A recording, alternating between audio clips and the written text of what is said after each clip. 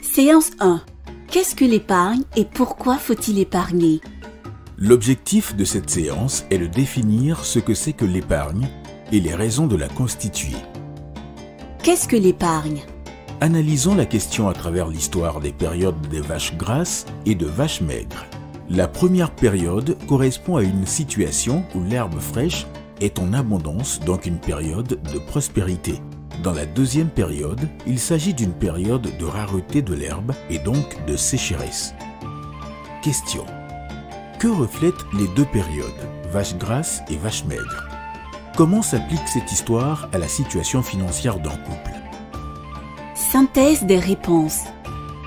Dans notre vie, les situations peuvent changer. Il y a de bons moments, mais aussi des moments plus difficiles qui amènent leur lot de problèmes et un manque d'argent. C'est pourquoi il est important de profiter des périodes de vaches grasses pour constituer des réserves et pouvoir faire face aux difficultés qui se présentent à nous pendant la période de vaches maigres. Que peut-on donc retenir comme définition de l'épargne? Les réponses possibles. L'argent qu'on met de côté maintenant pour utiliser plus tard. Les investissements dans les bijoux, animaux ou terrains que l'on peut vendre quand on a besoin d'argent. Une façon de se constituer un patrimoine, un aspect fondamental de la gestion de l'argent. Retenons, l'épargne est le fait de mettre en réserve des ressources non utilisées destinées à différents objectifs. Ces réserves sont gardées sous forme d'argent ou de biens de valeur.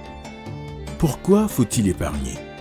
Dans le quotidien d'un ménage, il y a des situations et des événements qui nécessitent des sorties d'argent et pour lesquels le ménage devra pouvoir disposer de réserves pour y faire face.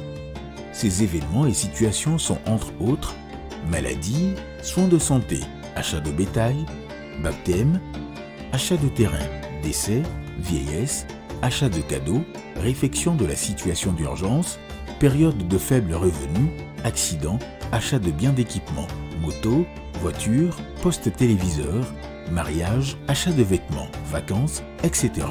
Ces différentes situations sont appelées objectifs d'épargne, qui peuvent être regroupés par catégories comme suit. Événements futurs imprévus, maladie, décès, situation d'urgence, vol. Événements futurs prévus, mariage, scolarité des enfants, vieillesse, période de faible revenu. Dépenses facultatives, vacances, réfection de la maison, articles de luxe, cadeaux. Constitution du patrimoine, bicyclette, motocyclette, voiture, activités commerciales, achat de bétail, terrain. Couvrir des dépenses urgentes. Planifier pour des événements futurs prévus. Investir pour consolider notre patrimoine.